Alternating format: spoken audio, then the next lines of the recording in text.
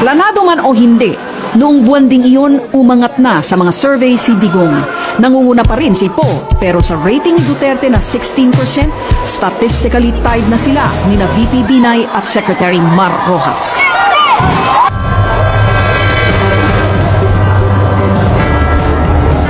Buwan ng Oktubre 2015, dumating ang linggo para sa pagsusumite ng Certificate of Candidacy o COC ng mga nagnanais kumandidato. Sanay po ang Pilipino sa mahirap na mga laban.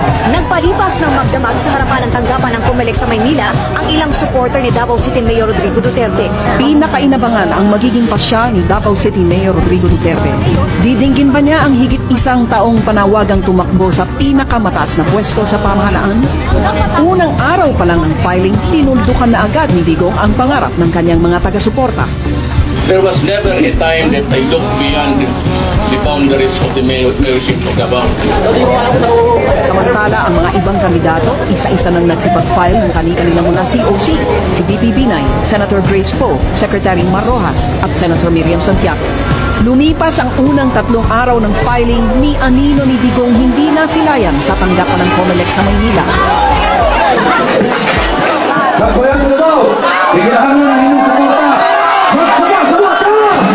Pero ang anak niyang si Sara Duterte muling binuhay ang dugo ng mga maka-Duterte nang mag-post siya sa Instagram ng kanyang pagpapakalbo. Kasabay ng mapanghamong hashtag Duterte 2016 at hashtag Kalbo para sa pagbabago. Sinundan ito ng pagpapakalbo ng mga masugid ding follower ni Digong. Siyang bakasya natin na magbago ang gobyerno. May kakayahan siya. 15 ng Oktubre, isang araw bago ang deadline, nag-ingay at sama-samang nagpakalbong ilan pang grupo ng mga supporter ni Mayor Rodi. Subalit nauwi sa wala ang kanilang sakripisyo. Alas 3 ng hapon, dumating sa Intramuros ang executive assistant ni Digong na si Bongo. Sa suot niyang statement shirt, nasawi ang mga nakaabang. No is no. Ang dalang COC ni Bongo para sa re-election ni Digong sa pagkaalkalde ng Davao City. Last message ni Mayor, ingon niya, thank you, but I have decided to run for Mayor of Davao City again. Na Duterte zoned ang mga nag-abang at nag-trending online ang hinaing ng mga umasa sa kandidatura ng alkalde. Pero sadyang may mga matitindi ang pananalig. Kahit mag-file ng Certificate of Candidacy sa Davao, si Mayor, meron ding option na pwedeng si Madam Sara yung mag-file dito. Okay? And we know the fact legally na ang substitution hanggang December pa. Kinabukasan, October 16, huling araw ng filing ng Certificate of Candidacy. Nagpalipas ng magdamag sa tanggapan ng COMELEC ang mga supporter ni Digong. Umugong ang usap-usapan, lilipad daw pa Maynila ang alkalde. Hindi po kami nakikilag doon sa ginawa niyong filing ng mayoral candidacy. Sapagkat naniniwala po kami sa kanya kung anong tinatakbo ng isip niya, uupo yun, wala po kami pagdududo doon. Nabuhayan pa sila ng loob nang mag-post na naman sa Instagram si Inday Sara, larawan ng kanyang COC para sa pagkaalkalde ng Davao. Sa pagpatak ng bawat oras, nahaluan ng duda ang pag-asa ng mga naghihintay. Sisipot nga kaya si Digong? Ay sige mo siya lang talaga yung tumatakbong politiko na parang yung mga tao pumipilit. Hanggang sa sumapit ang alas 5, walang dumating na Rodrigo Duterte. Pagkatapat ni Bongo, kalaunan maging siya, sinubukan pang kumbinsihin ang alkalde, pero bigo sila.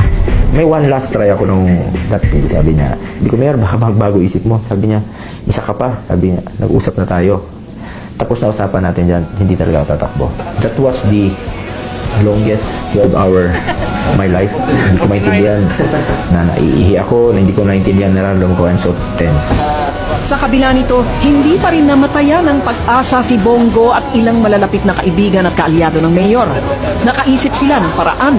Ininungkahi sa liderato ng PDP laban ang kanilang huling alas.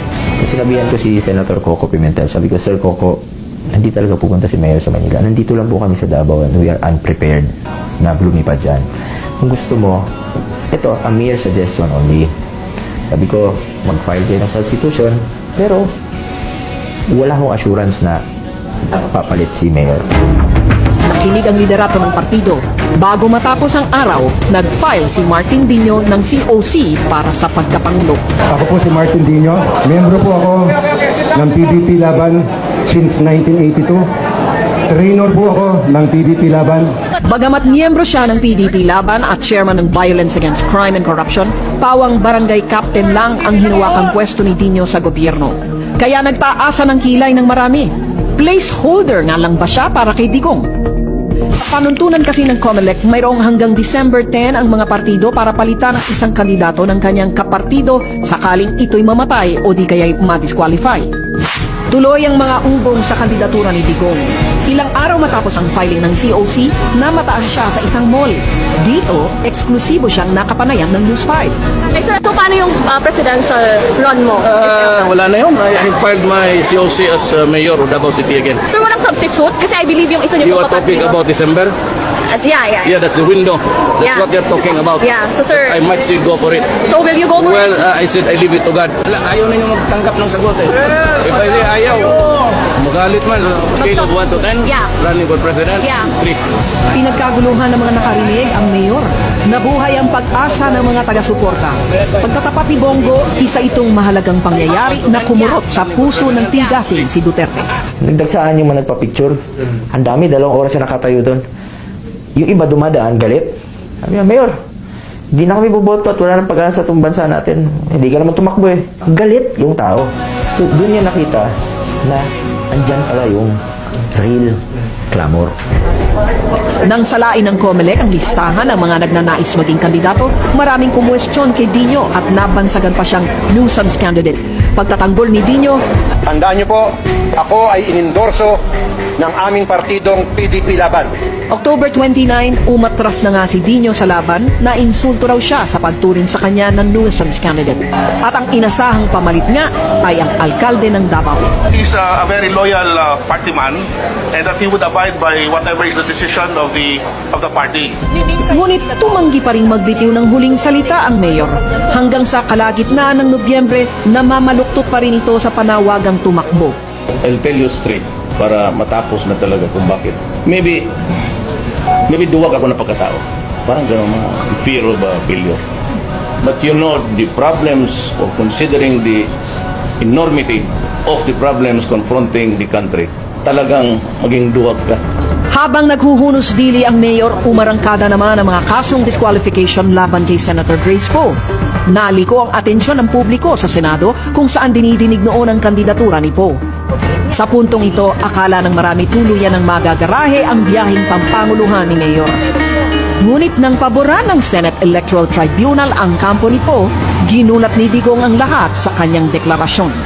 Because I do not like the ruling of the set. The treaty says that foundings should be given citizenship by the country where they're found.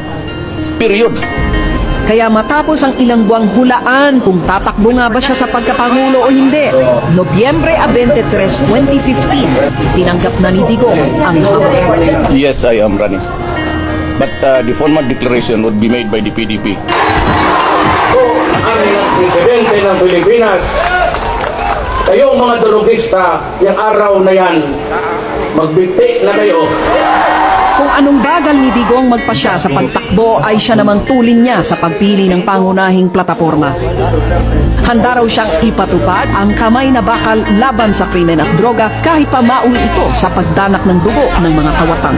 You have a better idea, then let me know and I will adapt it. I've been in this business, I said, for 22 years. I should know the rules of the game.